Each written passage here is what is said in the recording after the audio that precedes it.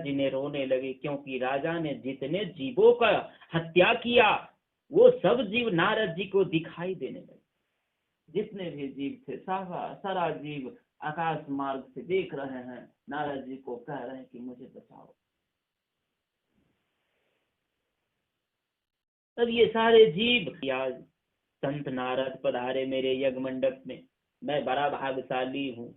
नारद जी बोले, मैंने पापी तो जीवन में बहुत देखा है राजन, मैंने तो पापी बहुत देखा है जीवन में राजन, पर तुम्हारे जैसा कोई नहीं देखा। बहुत पापियों को देखा, तुम्हारे जैसा पापी कहीं नहीं देखा। राजा बोले, क्या कहते हैं आप? मैं इतने यज्ञ किए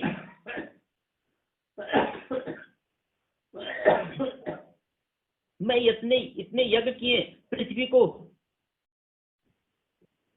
कुशाओं से पाट दिया, यज्ञ द्वारा संपत्ति का प्रधान सेवा में सदुपयोग कर रहा हूँ, और पाप कहते हो? मैं इतने लोगों का सेवा करता हूँ, धन देकर सुख पहुंचाता हूँ, अब फिर आप हमें पापी कह रहे हैं? मैं पापी हूँ? नारद जी बोले, क्या तुम्हें शांति मिली? इतने यज्ञ करने से तुम्हें शांति मिला? कहा कि नहीं, शांति तो नहीं मिला। राजा परचिन रही, बोले नहीं। नारद जी बोले, तुम देखना चाहते हो तुमने क्या किया है, तुमने कौन से पाप किया है? कहा कि हाँ, देखना चाहता हूं कि तुमने क्या पाप किया है। आकाश देखो, आकाश में देखो राजन, तुमने कैसा पाप किया है। राजा ने आकाश की ओर दृष्टि डालकर देखा तो हजारों बकरे हजारों घोड़े मुंह खोलकर खड़े हैं। हजारों बकरे हजारों घोड़े मुंह खोलकर खड़े हैं। नारद जी बोले, इन जितने जीवों की तू हत्या की है, तुमने एक एक जीव तुमसे बदला लेंगे और तुम बचकर कहीं नहीं जा सकते राजन। ये राजन, ये सारा जीव तुम्हारा राह देख रहा है, कब तुम यहाँ से आओगे और ये बारी बारी से सारा जीव तुमसे बदला लेगा। राजा ने कहा, हे नारद जी, मैंने अपने मन में तो कुछ किया नहीं। वेद में जैसा लिखा है, पशुन आलस्य पशुना अलभेद, अर्थात पशुओं का अलभेद यज्ञ में करना चाहिए। वेद में लिखा है अलभेद, मैंने पशुना अलभेदनम संस्कृत की भाषा कि पशुओं का वध करना यज्ञ में लिखा है। लेकिन नारद जी ने कहा कि राजन, तुम ठीक समझा नहीं, क्योंकि वेद को समझने के लिए जिन्होंने वेद को लिखा है उनका दृष्टि तुम्हें चाहिए। जब तक तुम्हें उनका दृष्टि नहीं मिलेगा तो तुम वेद के अर्थ लगा नहीं सकते। इसमें वेद का अर्थ पशुओं का वध करना नहीं है, बलि देना नहीं है। नारद जी ने कहा, राजन, अलभेदम का अर्थ मारना नहीं होता, बल्कि अलभेदत को हम छूना बोलते हैं। अलभेदम कि मतलब छूना है।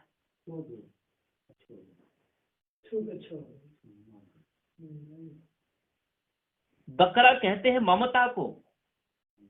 नारद जी ने कहा कि बकरा कहते हैं ममता को, घोड़ा कहते अभिमान को।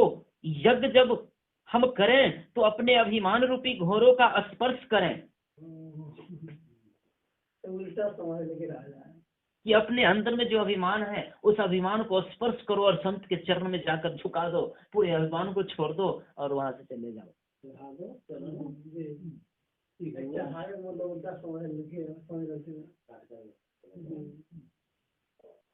संत नारद ने कहा कि ये अलभेद का अर्थ है कि अभिमान को यज्ञ जब हम करें तो अपने अभिमान रूपी घोड़ा का स्पर्श करें और अभिमान रूपी घोड़े को स्पर्श करके यज्ञ में आहुति दे दें। स्वाहा, उसमें स्वाहा करो अपने अभिमान को। आज के बाद व्यर्थ में अभिमान नहीं करेंगे कि हे प्रभु, आज के बाद मैं सारे अभिमान को आपको स्वाहा कर दिया, आज के बाद मैं अभिमान नहीं करूंगा। ये यज्ञ का लक्षण है। और अलभेद का अर्थ यह है कि अपने अभिमान को स्वाहा कर दो। अपने ममता रूपी बकरे को स्पर्श करके यज्ञ में आहुति दे दो। बकरा रूपी ममता रूपी बकरे को स्पर्श करके यज्ञ में आहुति दे दे। किसी घोड़े और बकरे को मारने का विधान नहीं है यज्ञ में कि राजन किसी जीव को हत्या करना यज्ञ में ये विधान नहीं है। नारद जी ने कहा हमारा वेद बड़ा अपरोक्षवादी है, हमारा वेद बहुत अपरोक्षवादी है। राजन वेद के मंत्रों को उस पर से पढ़ने से ऐसा लगेगा मानो वेद में किसी की हिंसा की बात लिखी है। वेद में तो ऐसा लगता है कि सबकी हिंसा करना है, सब कुछ करना है, पर उसके अंदर झांक कर देखो परंतु वेद की गहराई में यदि प्रवेश करे तो अहिंसा परमो धर्म वेद में लिखा है। अहिंसा परमो धर्म। अपने कभी किसी पंडित की शादी में पढ़ाते हुए देखा होगा, पंडित जी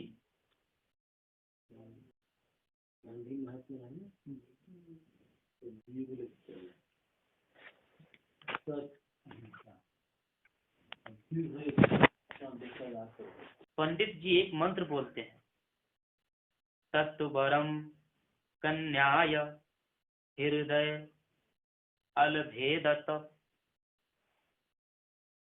तत्वरम कन्याय हृदय अलभेदत। इसके बाद वर को कन्या के हृदय का अलभेद करना चाहिए।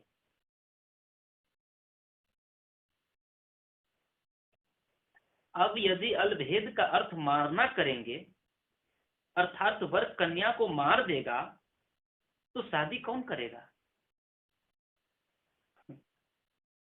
वेद में मैंने विचार के कैसे मार दे पति के प्राण, पति पत्नी के प्राण एकता हो, प्रेम में एकता हो। अलभेद कहे ओकरा, अलभेद मैंने भेद मिटा दो, नारी पुरुष एक हो जाओ। आज अपने कोई विचार है अपना के छोड़ के मन कहे वहां से खाए से आए दिन से हम अहाँ के छोड़ के दूसरा कोई पति के हम ग्रहण न शपथ खाए से ना। अलभेद भेद भेद अलभेद अलभेद मिटा देना। पूरा एक संग कभी न हमेशा करेगी आपको छोड़कर। ये भी शपथ खाते हैं जब कमा कूद कर जहाँ से जो होगा सब लाकर आपको खिलाएगा पिलाएगा ओढ़ाएगा पहनाएगा। आपको बाप माँ के आशा नहीं रहती। और कन्या कहती है जो कुछ होगा आपको लिए सारा शरीर आपको लिए नपा हुआ है। आप इस शरीर के जैसा रखें, जैसे बनावे जैसा रखें।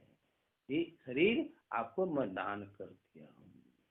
अब मतरी वो लड़की के दान करते लड़का के दान कर देते हैं। ये दान करता हूँ कन्यादान। ये सारा कुछ हम बेटे के आज हम सौंप रहे हैं। आपको हुआ, आप इसको जय गति में रखे, जिंदा रखे, आग में रखो, पानी में रखो, सारा रखो, बैठा के रखो, आप जान है ना।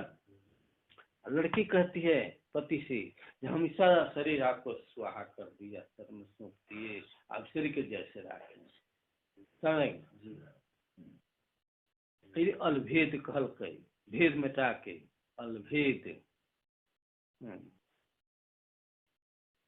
वो तेल के नाम लिखल है, तेल कौन था? विशुद्ध। वो शुद्ध शुद्ध रहते खड़ी मड़ी रहे। अब विष को मतलब तनको खड़ी नहीं, एकदम शुद्ध छानल बना साथ में छानल, तो नाम विशुद्ध। बिना अलभेद कहे भेद मिटा देना। पति पत्नी के दोनों भेद मिटा देना। पति अगर पत्नी लज्जा करे तो काम चलेगा, व्यवहार चलेगा, संतान उत्पन्न होगा। इसलिए कहते हैं भेद मिटा के हम सारा शरीर आपको अर्पण करता हूँ। ये शरीर आपको। पति भी कहते जो कुछ में आप हम भी शपथ खाते हैं तेरा कमा कर जहाँ भीख मांग ही तोरा खिलाएंगे और तोरा हम सेवा करके रखेंगे। हम भेद मिटा प्लीज, भेद मिटा। लेकिन आए तो कुमारे में लेके भाग क्यों भेद मिटते? भ्रष्ट हो रहा संसार, भ्रष्ट हो गए, भ्रष्ट जा रहा है। परस्पर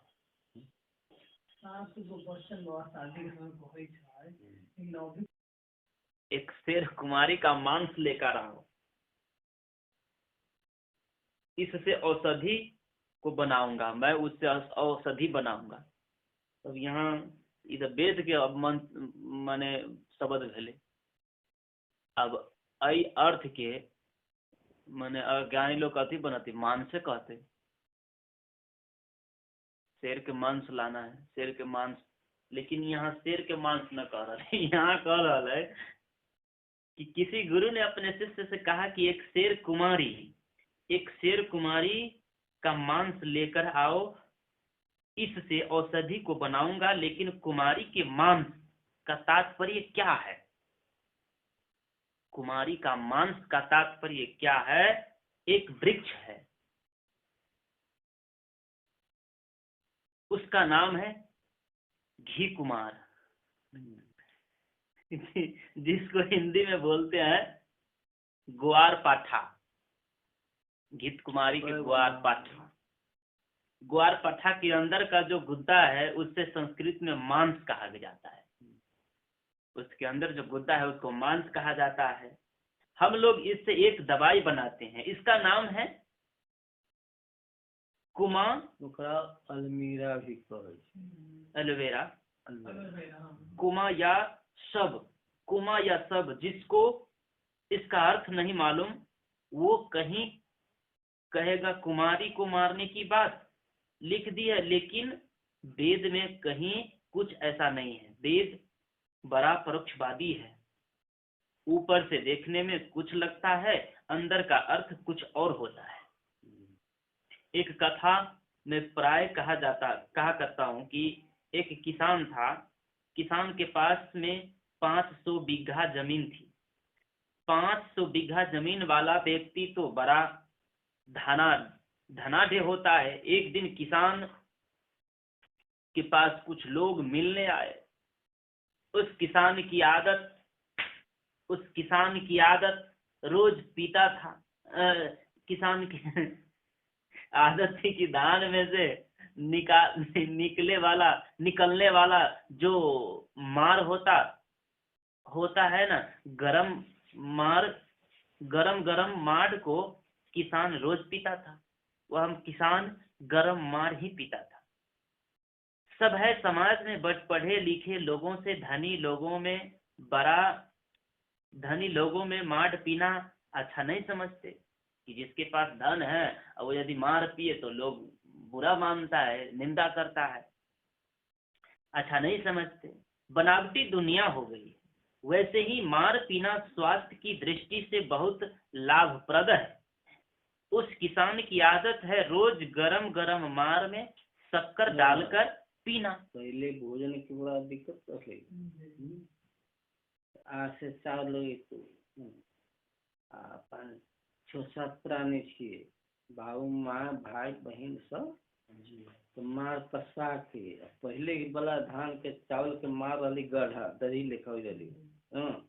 यही प्रसाद के मार के पानी खाली पानी में कोई रस न है।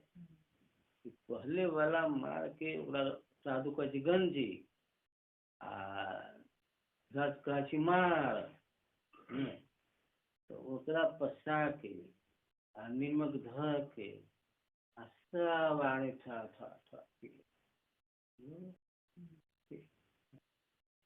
तब है भात में कुछ के चटनी बनाए, चटनी भात अलुआ भंटा के तरकारी ज्यादा खाए रही, मरुआ के रोटी, खेसारी के रोटी ज्यादा खाना मिले को दुआ तीन मिलाए कहीं धोनी कहीं धोनी 10 मन धान उपजावला समय रहे है ना। दुख के जो समझ ले है, दुख के भूज ले है, ओकरे याद हो। दुख के चीज है कोई दुख नहीं। कलयुग बाबा में शक्ति अलै जे करो कि हमरा अवधि में दाना खा के मरेगा। वही समय में अरे वृक्ष के ढाला हो चाहिए, सखुआ के ढाला, आम के ढाला, मोट मोट छोड़ा के ले बढ़िया से कूट के पीस दीजिए, पीस के नून मिर्चाई है तो रोटी खा जाती पहले बना। बांस बड़ा फरी रहे तो बांस के चाव बनबे रहे कुट छाट के तेकर भात खाए रहे। ढकड़ी रही गदर सम ढकड़ी उजे मतलब बाल समल खा तेरा कूट के छाट में चावल बना के खाई रहे। बारह उदी पड़ी रही बहुत प्रकार एहन एहन समय आबि रही है तो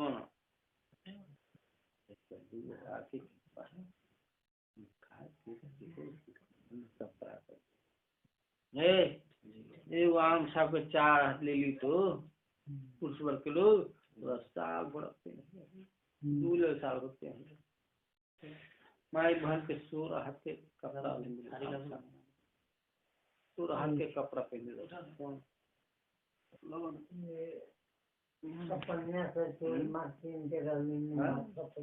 कटहिया उरखिया कथी कथी सब बबे हले मोट कपड़ा कपड़ा जाए चले मुड़ी बाबा जलेगा मुड़ी बाबा मजे करे चिकनी माटी आप कहते हो भूल के दीजिए मेरा धानपुर से मांडू आया है। लोग के सामने अगर बाबू बैठल है तो बेटा ये कल के ओकर माए कि जो बाबू के कहिए मार पी लेते न तो शीतल हो जाते। तब वहाँ 10 गो लोग रहे बैठल, अब 10 गो लोग में बोलो के ना वो बेटा के लिए तो कही तो 10 गो लोग बैठल बीच में कहीं कभी की मार पिए लगे तो कहती ऐसे धन या मार पिए थे। तो अगर बेटा कहे कि कथी करूँ के ना करूँ कहना तो जरूरी है तो कहे कि पिताजी हाथ जोड़ लगे कहे पिताजी